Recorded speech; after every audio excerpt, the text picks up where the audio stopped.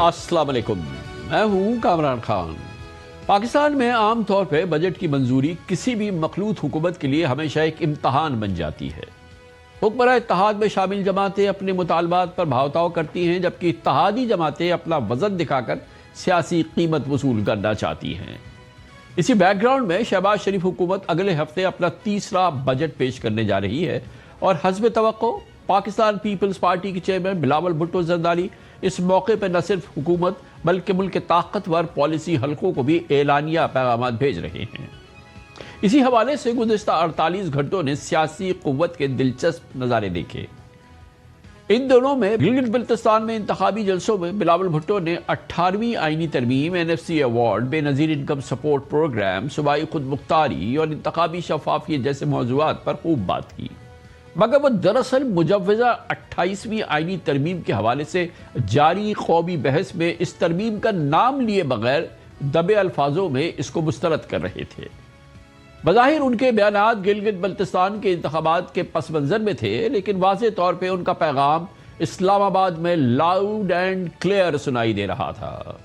हुकूमत के लिए बजट की मंजूरी एक सियासी ज़रूरत है, लेकिन बिलावल भुट्टो के ताज़ा मौक़िफ़ से ये तासुर ज़रूर उभर रहा है कि आइंदा दिनों में बाज़ आइनी और मालियाती मामलात पर पीपल्स पार्टी हुकूमत को रास्ता देने को तैयार नहीं। बिलावल भुट्टो ने सबसे पहले 18वीं आईनी तरमीम का दिफा किया। उन्होंने कहा कि वो गिलगित बल्तिस्तान को भी वही इख्तियारात, तहफ़्फ़ुज़ और वसाइल पर इख्तियार देना चाहते हैं जो 18वीं तरमीम के बाद सिंध, पंजाब, KP और बलूचिस्तान को हासिल है। गोया कि 18वीं तरमीम का फैलाव अब गिलगित बल्तिस्तान तक वो चाहते हैं।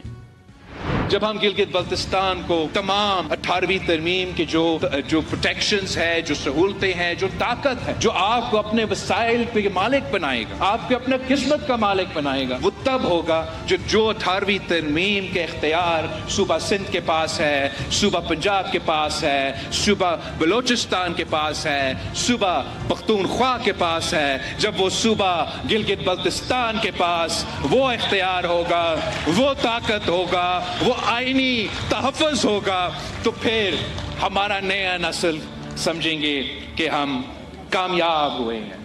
बिलाशुबा 18वीं तरमीम का इख्तियार हुकूमत सिंध के पास है, मगर वो इख्तियार कराची के पास नहीं है। 18वीं तरमीम के तहत NFC के तहत इख्तियारात की निचली सतह तक तकसीम होनी थी, जिसकी वजह से जिसके तहत इख्तियारात की नहीं वसाइल की भी मुकम्मल तकसीम होनी थी, वो नहीं हो सकी और इसकी वजह से 20 साल से पीपल्स पार्टी की हुकूमत के बावजूद कराची पानी के लिए भी तरस रहा है। बहरहाल बिलावल भुट्टो ने खास तौर पर बेनज़ीर इनकम सपोर्ट प्रोग्राम को सूबों को हवाले करने की मुजव्वज़ा तरमीम को भी यकसर मुस्तरद कर दिया है। उनकी नजरें इस बेनज़ीर इनकम सपोर्ट प्रोग्राम पे है, किसी न किसी तरीके से इस प्रोग्राम को सैबोटाज करे, इस प्रोग्राम का नाम मिटा दे। आज एक उनका नया सोच है, वो ये कि सूबों के हवाले करे, सूबों के हवाले हम करें। दुनिया भर में वफाकी हुकूमतें ये जिम्मेदारी अपनाते हैं, तो इनका जो ये तजवीज़ है कि बेनज़ीर इनकम सपोर्ट प्रोग्राम को आप सूबे के हवाले करें, इसका मतलब ये है कि इस बेनज़ीर इनकम सपोर्ट प्रोग्राम को बंद करना। बदकिस्मती इस मुल्क का कि हमारे सियासतदान ऐसे हैं, हमारा सियासी जमातें ऐसे हैं कि वो जब मुआशी हालात मुश्किल होते हैं वो सीधे इस पे पहुंच जाते हैं कि बेनज़ीर इनकम सपोर्ट प्रोग्राम को खत्म करो। ये बाकी सियासी जमातों साजिशें करते रहे, इनका साजिश नाकाम होगा। हम इंशाअल्लाह ताला बेनज़ीर इनकम सपोर्ट प्रोग्राम को ना सिर्फ बचाएंगे, इस आने वाले बजट में वज़ीर आज़म साहब ऐलान करेगा कि बेनज़ीर इनकम सपोर्ट प्रोग्राम में इजाफा हो। वफाकी हुकूमत के बाद हल्कों और लीडिंग इकोनॉमिस्ट कहते हैं, उनकी ये राय है कि इस प्रोग्राम की माली जिम्मेदारी बतदरीज हर सूरत प्रोविंसेस को मुंतकिल होनी चाहिए।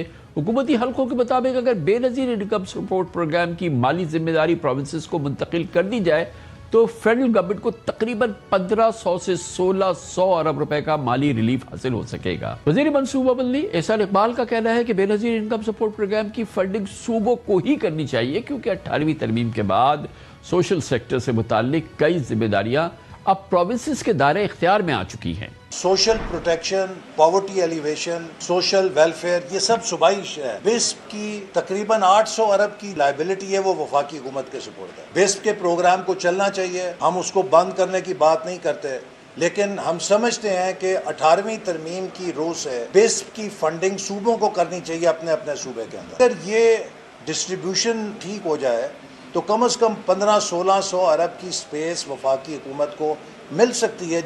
بلال بھٹو نے وفاق اور صوبوں کے اختیارات کا سوال بھی اب چھیڑا ہے اور این ایف سی کا نام لیے بغیر اسے نشانہ بناتے ہوئے کہا کہ بعض حلقے ہر چیز اسلام آباد سے چلانا چاہتے ہیں۔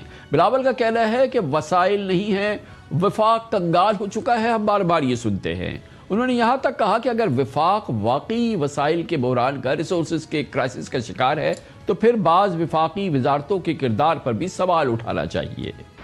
پاکستان پیپلز پارٹی ہمارے مقابلے میں جتنے بھی سیاسی جماعتیں ہیں، ہمارا اس پہ نقطہ نظر کچھ اور ہے، ان کا خیال کچھ اور۔ وہ ہر چیز کو اسلام آباد سے چلانا چاہتے ہیں۔ وہ گوادر کو بھی اسلام آباد سے چلانا چاہتے ہیں، وہ کراچی کو بھی اسلام آباد سے چلانا چاہتے ہیں۔ کہتے ہیں کہ وسائل نہیں ہے، وفاق کنگال ہو چکا ہے۔ یار اگر وفاق کنگال ہے تو سب سے پہلے وہ آزاد کشمیر اور گلگت بلتستان کا جو وزارت ہے نا، وہ بند کرے۔ جو 18ویں ترمیم نے اختیار باقی صوبوں کو دلوائے ہیں، وہ اختیار ہم نے گلگت بلتستان کے عوام کو بھی انشاءاللہ تعالی دلوانا ہے۔ میں سمجھتا ہوں کہ اگر کہیں کوئی آئینی ترمیم ہونا ہے تو اس آئینی ترمیم میں گلگت بلتستان کے عوام کے حقوق کو تحفظ دلوانا بہت ضروری ہے۔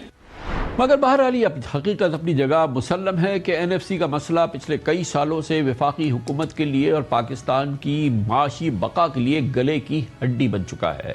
پچھلی کئی حکومتیں این ایف سی ایوارڈ میں تبدیلی کا مطالبہ کر چکی ہیں۔ خود موجودہ وزیر اعظم شہباز شریف کئی بار کہہ چکے ہیں کہ این ایف سی کے تحت صوبوں کو فنڈز کی منتقلی کے بعد وفاق کے پاس کچھ نہیں بچتا، وفاق کنگال رہتا ہے۔ جو 2010 میں نیشنل فائنانس ایوارڈ ہوا تھا، اس کے مطابق جو وسائل کی آمدن کی جو تقسیم ہے اس کا 58% چلے جاتا ہے صوبوں کو۔ وفاق کے پاس یعنی 2010 سے پہلے بہت پیسے ہوتے تھے، 2010 کے بعد صوبے زیادہ امیر ہیں اور وفاق کے پاس اتنے وسائل نہیں ہیں۔ جب سے 18ویں ترمیم ہوئی ہے تو این ایف سی میں اب زیادہ حصہ صوبوں کو جاتا ہے اور فیڈریشن کے پاس زیادہ وسائل نہیں۔ جو این ایف سی ایوارڈ ہے اس معاہدے کے مطابق وسائل وفاق کے پاس نہیں ہیں، صوبوں کو اب 58% ملتا ہے، اس کے بعد وفاق کے پاس تو باقی کچھ بچتا نہیں ہے۔ یہ ناقابل تردید حقیقت ہے جو ابھی ہم نے وزیر اعظم شہباز شریف کی زبانی آپ نے سنی، مگر بلاول بھٹو نے موجودہ حکومت کی قانونی حیثیت پر بھی سوال اٹھائے ہیں اور ٹرانسپیرنٹ انتخابات کا مطالبہ دہرایا ہے۔ ان کا کہنا تھا کہ پیپلز پارٹی نے کبھی کسی سے کوئی احسان نہیں مانگا اور نہ ہی کبھی سلیکٹ ہو کر اقتدار میں لانے کی درخواست کی۔ ہم نے کسی سے کبھی کوئی فیور نہیں مانگا ہے، ہم نے کبھی کسی سے یہ درخواست نہیں کیا کہ ہمیں سلیکٹ کر کے لے کر آ، میں نے کبھی کسی سے یہ درخواست نہیں کیا کہ میرے لیے کوئی فارم 47 کا بندوبست کر کے مجھے غیر مناسب طریقے سے حکومت، کسی صوبائی حکومت ہو یا کوئی وفاقی حکومت ہو، ہم نے صرف اور صرف فری اینڈ فیئر الیکشن کا مطالبہ کیا، نیوٹرلٹی کا مطالبہ کیا۔ کل بھی پاکستان پیپلز پارٹی کا یہ مطالبہ تھا کہ صاف و شفاف الیکشن ہو۔ آج بھی میرا مطالبہ ہے کہ گلگت بلتستان میں صاف و شفاف الیکشنز کروایا جائے۔ یہاں ایک اہم سیاسی حقیقت کو نظر انداز نہیں کیا جا سکتا۔ شہباز شریف حکومت 2026 میں اپنا تیسرا بجٹ پیش کرنے جا رہی ہے، جبکہ پیپلز پارٹی پچھلے 2 بجٹ میں بھی اعتراضات اور بائیکاٹ کی دھمکی دے چکی ہے۔ آج بھی بظاہر پاکستان پیپلز پارٹی کو منانے کے لیے وزارت خزانہ میں حکومت اور پیپلز پارٹی کے درمیان مذاکرات ہوئے جو متوقع طور پہ نتیجہ خیز ثابت نہیں ہوئے۔ اس سے پہلے 5 جون کو ہونے والا بجٹ اجلاس مؤخر کر دیا گیا تھا، جبکہ نئی تاریخ کا تاحال فیصلہ نہیں ہو سکا ہے۔ ایسے میں اگر مستقبل میں budget, N F C award, وسائل کی تقسیم یا کسی آئینی ترمیم پر بحث آگے بڑھتی ہے تو پیپلز پارٹی کی حمایت حکومت کے لیے انتہائی اہم ہوگی۔ اب دیکھنا یہ ہے کہ آنے والے بجٹ، ممکنہ آئینی بحث اور وفاقی سیاست میں یہ اختلافات محض بیانات تک محدود رہتے ہیں یا واقعی حکومت اور پیپلز پارٹی کے درمیان ایک نئی سیاسی دراڑ کی بنیاد بن جاتے ہیں۔ انتہائی اہم موضوع ہے اور اس کے لیے میں نے دعوت دی۔ ہمارے ساتھ موجود ہے